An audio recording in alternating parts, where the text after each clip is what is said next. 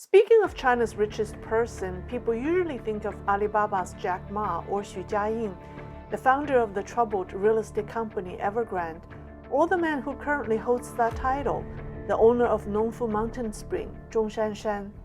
However, their current or past wealth cannot be compared to the wealth of one mysterious young man who is the richest person in China, or maybe in the world. Who is he, and how did he become so wealthy? Hi everyone, welcome to my show. I'm Lei. Welcome to Leisrealtalk. After former CCP leader Jiang Zemin died last November, Beijing's official obituary described him as a proletarian revolutionary. Chinese people reacted by questioning how a proletarian leader produced a billionaire grandson. The public's attention was on Jiang Zhichen, aka Alvin Jiang, Jiang Zemin's grandson. Someone on social media calculated that an ordinary Chinese with an average monthly income of 3,000 yuan must work 110 million years continuously without eating or sleeping to make the money Alvin Jiang has amassed. The post has gone viral. A couple of years ago, exiled Chinese business tycoon Miles Guo revealed that the Jiang family is the wealthiest family in the world, and the bulk of the wealth is held by Alvin. Alvin Jiang was born in 1986 to Jiang Zemin's older son, Jiang Mianhen. Alvin not only looks like the late CCP leader, but also likes to wear similar black-framed glasses. Jiang Zemin was very fond of him. It's said that he once interrupted a conversation with former Russian leader Boris Yeltsin to answer a phone call from his grandson, who was asking for help with schoolwork. As Jiang Zemin's grandson, Alvin enjoyed enormous privilege. After graduating from high school in Shanghai, he entered the prestigious Jiaotong University as a student gifted in art. He later transferred to Harvard University. After graduating from Harvard, Jiang joined Goldman Sachs as an analyst. By the way, Wall Street's close relationship with the Jiang family goes as far back as the 1990s. In September 2010, after working at Goldman Sachs for only 9 months, the 24-year-old Alvin established his own private equity firm, Boyu Capital. The Jiang family brought in Mary Ma, Deng Xiaoping's English translator and the former CFO at Lenovo Group, to help him. 2 more co-founders joined: Louis Chen, former executive director of Ping An Insurance Group, and Shang Tong, an American private equity veteran. Alvin's 3 co-founders had 50 years of combined private equity experience, twice the length of Alvin's age at the time. Alvin Jiang's first pot of gold was acquired through a family connection in 2011. An April 2014 Reuters report titled "The Princelings in Private Equity" stated that in 2011, Boyu Capital spent $80 million and acquired a 40% stake in Sunrise Duty Free, which runs duty-free stores at Shanghai and Beijing's international airports. By early 2013, based on conservative estimates, the deal allowed Alvin to more than quadruple his investment in less than 3 years, an amazing return in an industry where doubling one's return over 5 years is considered a success. Sunrise Duty Free was established by Fred Jiang, who is a Chinese American and a distant cousin of Jiang Zemin's. After Jiang obtained power, the American cousin went back to China and founded Sunrise.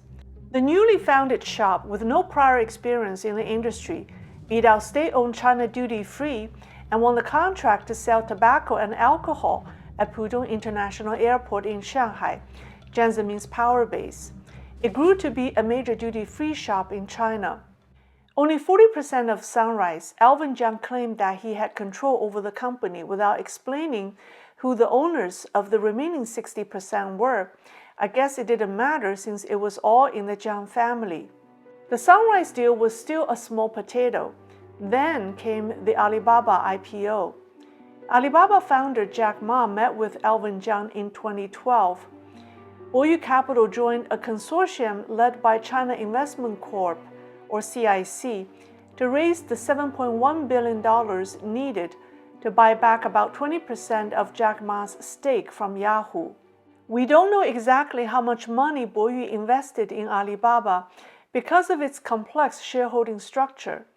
Some say two of its affiliates, Prosperous Wintersui Limited and Evergrande Growth Limited, held 10.5 million and 2.6 million shares of Alibaba respectively, for a total investment of $2 billion. The New York Times reported that a 400 million investment in Alibaba by a subsidiary of Boyu Capital yielded a return of more than $1 billion.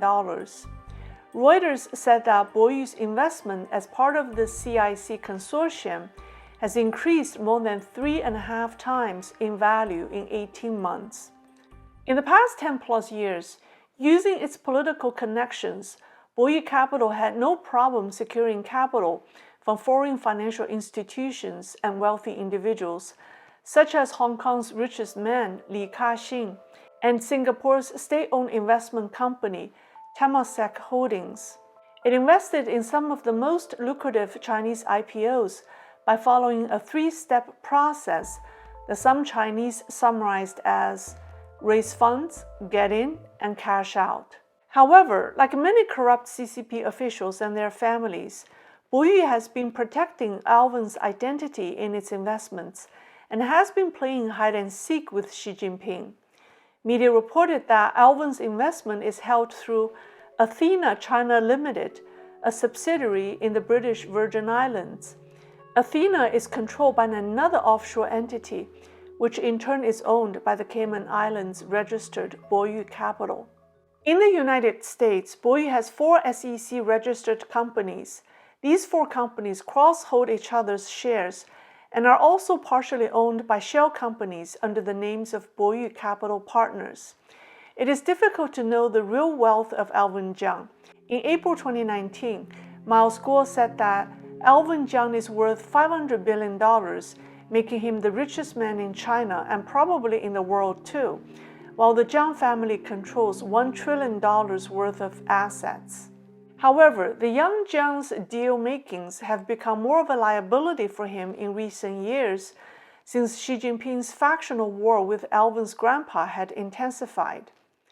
As you may recall, Jack Ma's Ant Group was scheduled to go public in Hong Kong and Shanghai simultaneously in November 2020, but was halted by Xi Jinping the last minute. According to a Wall Street Journal article on February 17, 2021, Xi's people found that behind Ant Group's complex company shareholding structure hid a circle of CCP powerhouses, including Alvin Jiang and the Jiang family. Boyu Capital has become one of Ant's 10 largest shareholders through 3 layers of complex company structures. Although the prospectus doesn't mention Boyu, Xi Jinping's people found that the Jiang Zemin faction secretly controls Ant. With 700 million Chinese users, Ant Group is a powerful financial force that's capable of launching a financial coup against Xi Jinping.